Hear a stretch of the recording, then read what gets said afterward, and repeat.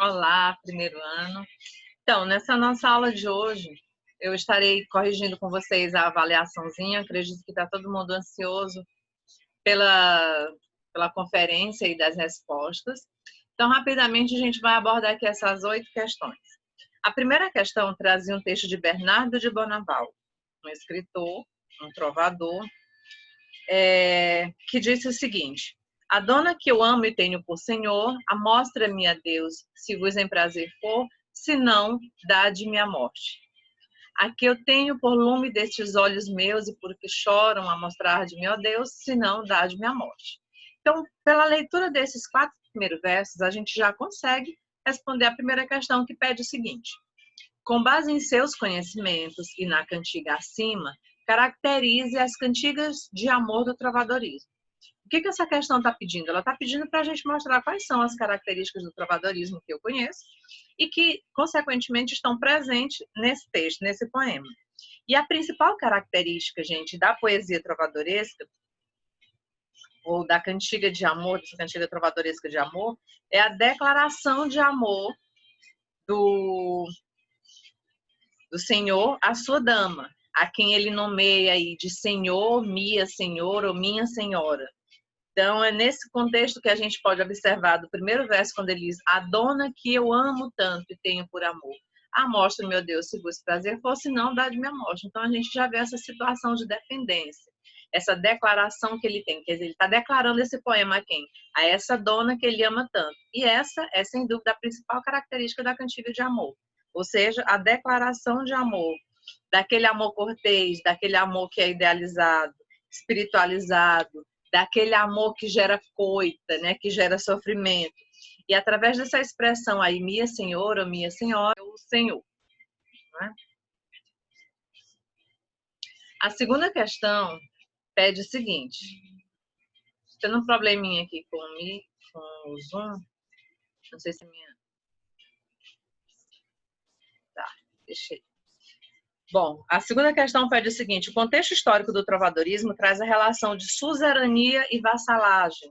Eu vou ler aqui pela minha prova porque eu não estou conseguindo olhar ali. Está com uma imagem na frente.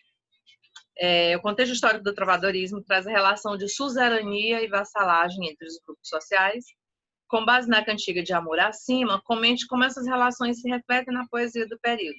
Gente, essa relação se refletia na poesia na qual o poeta ele é vassalo, né, de sua dama, que seria a sua suzerana. Como que é essa relação de vassalagem aí? Que a gente vê que acontece no contexto histórico, no contexto social, mas aqui no poema ele acontece. Bom, a terceira questão, eu tenho a seguinte pergunta: as cantigas apresentavam, de modo geral, críticas à sociedade e seus integrantes.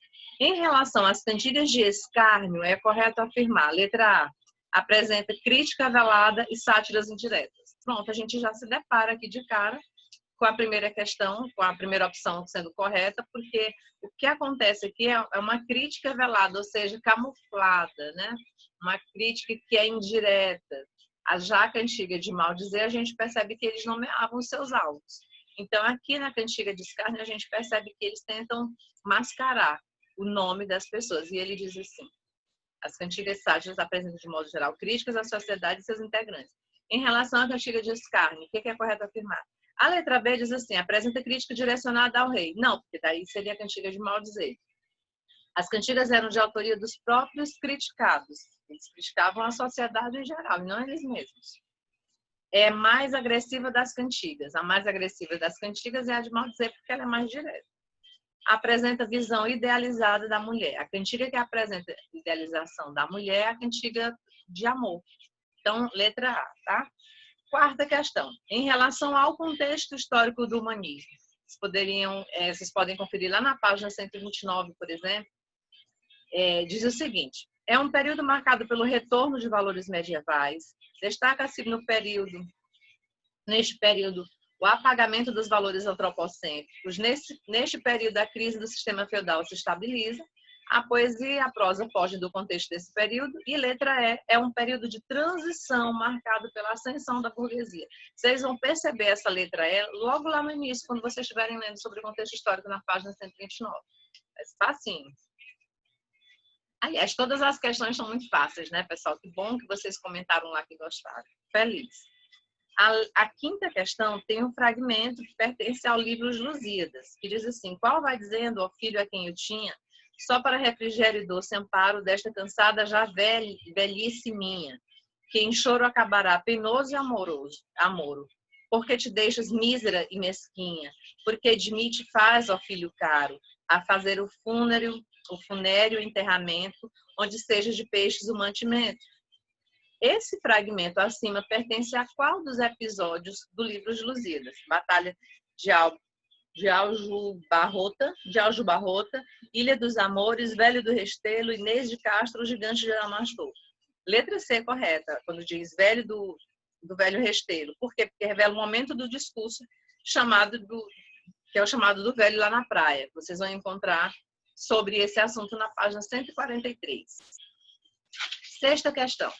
Sobre as cantigas trovadorescas, considere a afirmativa abaixo e marque a única opção incorreta. Tá? Então, a sexta questão diz o seguinte: as cantigas de amor trazem a confissão amorosa de um eu lírico masculino para sua dama. As cantigas de amigo trazem principalmente... as cantigas de amigo tratam principalmente da espera do amado por parte da mulher. Correto.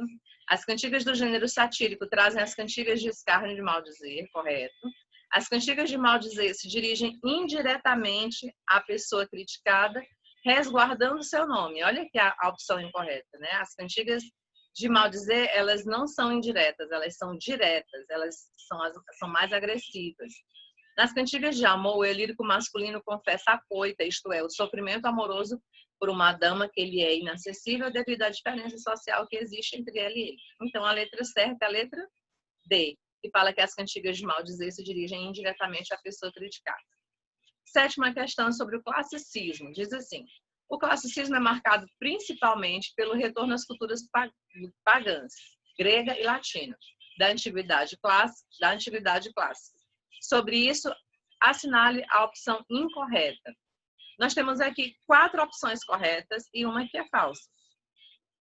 A letra, aliás, eu não coloquei letra, né? Foi uma falha aqui, mas a terceira opção que fala assim: o artista passa a ter uma postura mais subjetiva diante da obra para criar algo mais rebuscado, é a opção falsa. Por quê? Porque no classicismo, o que a gente vê? As obras, elas são guiadas pela razão, né? Que é o preceito básico de suas obras. É o preceito básico das obras do classicismo é a razão. Portanto, não tem foco na subjetividade, porque a subjetividade é algo mais amplo, que abre para mais interpretação. No caso aqui do classicismo, a gente percebe que as obras elas são mais objetivas, mais claras, mais diretas. Não tem aquele leque de interpretação que você fica, né? Às vezes na dúvida entre uma sequência e outra. Não, ela não traz essa interpretação inconsciente. Ela é muito objetiva e direta. Portanto, não tem foco na subjetividade. A letra C, se seria, né, pela sequência A, B, C, seria a incorreta. Deve ser a que vocês deveriam ter marcado. E a última questão é uma questãozinha sobre José de Alencar, que diz assim: José de Alencar utilizou em seus autos a relação maniqueísta entre o bem e o mal como recurso persuasivo. Considerando que seus autos eram direcionados aos indígenas brasileiros, a consequência disso era trágica. Pois, por que a consequência era trágica? Porque lá na letra C diz assim: tinha como consequência o processo de desculturação no qual o indígena era afastado de sua própria cultura. Por que isso acontecia? Nós vimos que o recurso utilizado nos autos era o estabelecimento da seguinte relação maniqueísta: o bem, que era representado pela cultura branca, católica, e versus, né, o mal, que era motivado pelo desconhecimento do cristianismo, que seriam os índios. Então, qual que é a consequência disso? Por que a gente diz que essa é uma consequência trágica, como está aí nessa opção da letra C? Porque o índio, aos poucos, ele se afastava da sua cultura, mas ele não conseguia absorver e muito menos assumir a cultura europeia. Então, ele meio que ficou perdido, né? Ele não tinha mais a ingenuidade e a essência a originalidade da sua cultura, porque ele estava aprendendo uma cultura nova, mas aí ele ainda não conseguia absorver e nem assumir essa postura. Então, havia esse processo que a gente chama aí de desculturação, que é considerado por muitos uma situação trágica. Tá, pessoal? Eu espero que vocês tenham compreendido. Qualquer dúvida, podem me chamar, eu estou aqui à disposição. E, por hoje, nossa aula encerra por aqui. Um abraço e até a próxima.